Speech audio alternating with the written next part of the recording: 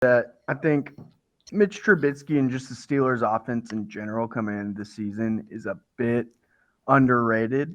I don't think they'll be great. I got them going 7-10, but I got them being competitive in a lot of these games. But I'll go through the record and just give or go through the schedule and give my thoughts about it. Week 1 against the Bengals, I think they'll lose. Week 2 against the Patriots, I think they'll lose. Week 3 against the Browns, I think they'll win. Week 4 against the Jets, I think they'll win. Week 5, they play the Buffalo Bills. I got them losing. Is They beat them week last year. Well, I got them losing this year. um, then against the Buccaneers, week 6, I got them losing. Week 7 at the Dolphins, I got them winning. I think one thing that is always going to be true, even with questionable offense, is defense is always going to be solid with Pittsburgh, and the ability to fuck with Tua, I think, will definitely be there. So I see that as a win. I think they'll lose against the Eagles in the next week, week 8, and then they have their bye.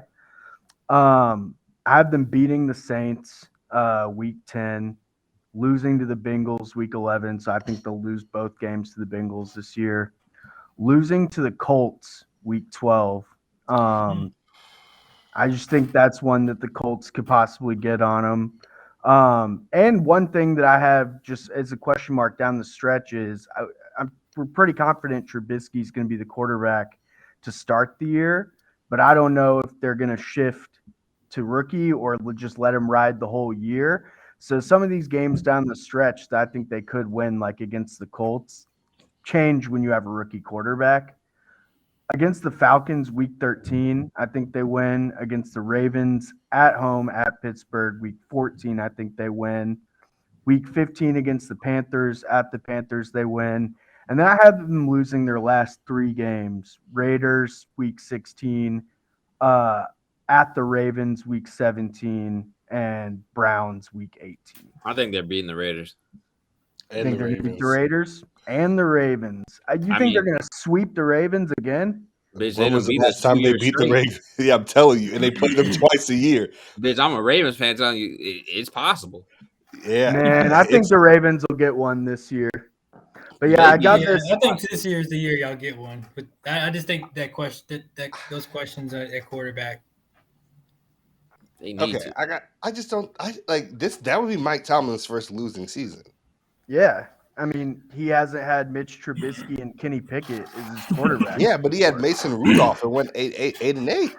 Yeah, but now there's an extra week, so you got an extra week to lose. They may have gone 8 and 9. That's a great point, man. Yeah. That's Yeah. a I'm great just point. saying, like, I feel like if they start the season as bad as you say, Kenneth Pickett starts playing way earlier.